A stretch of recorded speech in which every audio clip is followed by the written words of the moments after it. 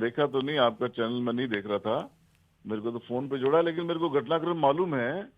और दो गैंग में लड़ाई हुई है, कुछ हिस्ट्री सीटर है, उनमें आपस में लड़ाई हुई और एक आदमी का मर्डर हो गया। और यही नहीं, अभी परसों रात को टोंक रोड के ऊपर गट्टे वाला बाबा की मजार है, वहां एक आदमी किसी का पर्स लेके भाग रहा था, किसी महिला का, और वो उधर गट्टे वाले बाबा की तरफ आ गया, वहां के खादिम ने उसको पकड़ा तो उसकी गोली मार दी। तो क्राइम जयपुर में एक्सट्रीम पे है। मतलब कंट्रोल ही नहीं है सरकार का। सरकार क्या कर रही है ये समझ नहीं आ रहा। कैसे हिम्मत हो जाती है लोग किसी के चाकू मार दें, किसी के गोली मार दें। वो जिसको चाकू मारा उसकी तो डेथ हो गई, गोली मारी वो हॉस्पिटल में भर्ती है। तो माहौल ऐसा हो गया है, महिलाएं सेफ नहीं है, आदमी सेफ नहीं है, सरकार कुछ कर नहीं पा रही है, लॉ एंड ऑर्डर की बुरी स्थिति है। तो सरकार को संज्ञान लेवे और इस तरह का क्राइम करने वाले लोग हैं उनको पकड़े और सख्त से सख्त सजा देवे। आपकी किसी से बात हुई है इस सिलसिले में, किसी अधिकारी से? मैंने रात को ही कमिश्नर साहब से बात की। और मैंने कहा कि भी स्ट्रिक्ट कार्रवाई करें और मुलजिम को पकड़े जल्द से जल्द। और अभी तक वो परसों वाला भी नहीं पकड़ा गया, और इनमें से शायद कुछ आदमी उठाए हैं अभी, तो पता लगेगा कौन कौन सा आदमी पकड़े गए हैं। लेकिन सुबह से आज काफी सारी गिरफ्तारियां हुई है, तो मुझे लगता है कि बहुत जल्दी पुलिस को गिरफ्तार करना चाहिए। पीड़ित परिवार से मिलने का या उनसे कांटेक्ट आपने किया है या करने की कोशिश? मैंने अभी मेरे पास में हमारे जो वहाँ के लोकल, ये जो जिस जगह इंसिडेंट हुआ है ये बगरू थाना क्षेत्र में आती है। हाँ जी। और उसके लगता हुआ मेरे आदर्श नगर कॉन्स्टिट्यूंसी में है, तो मैंने मेरे सरपंच वगैरह भेजे हैं मौके के ऊपर, वो पहुंच गए वहाँ पर, पीड़ित परिवार से मिले भी हैं। और हमारे जिस समाज का ये बच्चा है, नायक समाज का, जिसकी डेथ हुई है, उसकी कम्युनिटी के भी हमारे एक दो मंडल अध्यक्ष है, वो भी वहाँ गए हैं। परिवार के साथ पूरा डाढ़स बता रहे हैं, सिंपैथी है। और पुलिस पे हम प्रेशर बना ही रहे हैं। मेरी सुबह रात को कमिश्नर साहब से बात हुई, अभी सुबह एसपी साहब से बात हुई है, डीसीपी साहब से, एडिशनल कमिश्नर से बात हुई है राजदीप जी से, और वो भी कह रहे हैं कि हम सुराग लगा रहे हैं। डिटेल्स उनको अंदाजा नाम लग गए हैं आदमियों के, कुछ गिरफ्तारियां हुई है, किस किस की हुई है थोड़ी देर में पता लगेगा।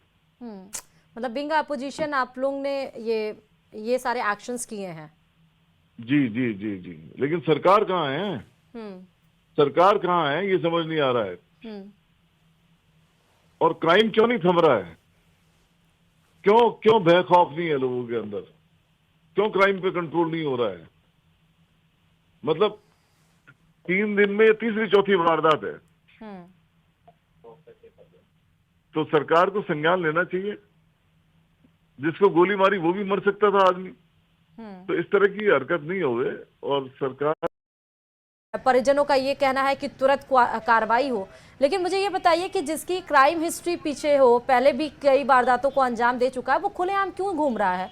और उसकी हिम्मत कैसे पड़ गई कि आए वो शाम के टाइम में और किसी को चाकुओं से गोद कर और सोशल मीडिया पर अपलोड कर दे? तो वाकई ये बहुत बड़ा सवाल है और गंभीर मुद्दा है ये।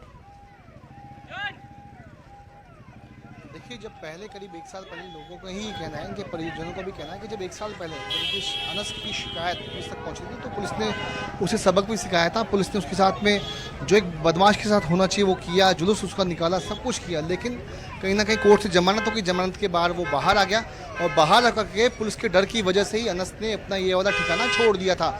यानी यहाँ से, यानी जो पालड़ी मीना कच्ची बस्ती का जो मकान था उसे छोड़ करके वो भट्टा बस्ती में रह रहा था, वहीं रहने लगा था पुलिस की वजह से ही, क्योंकि यहाँ पर से डर था कि एक बार फिर से गिरफ्तारी हो सकती है। लेकिन जो रंजिश थी, एक बार कहा यह भी जाता है कि एक बार सुलह हो गई थी, राजीनामा हो गया था, पुलिस से सुलह करवा भी दी थी। लेकिन उसके बाद जब एक बार इनके बीच में फिर से विवाद हुआ, और आखिरकार विवाद के चलते अनस शूटर ने अपने साथियों के साथ मिलकर के विपिन नायक की हत्या की जो साजिश रची, साजिश के मुताबिक ही कल रात को करीब 9:30-10 बजे के आसपास वो अपने अलग अलग बाइकों से यहाँ पालड़ी मीना कच्ची बस्ती पहुँचते हैं, विपिन का आने का इंतजार करते हैं। जब विपिन अपने घर के पास पहुँचता है तो अनस अपने साथियों को उसे लेने के लिए भेजता है।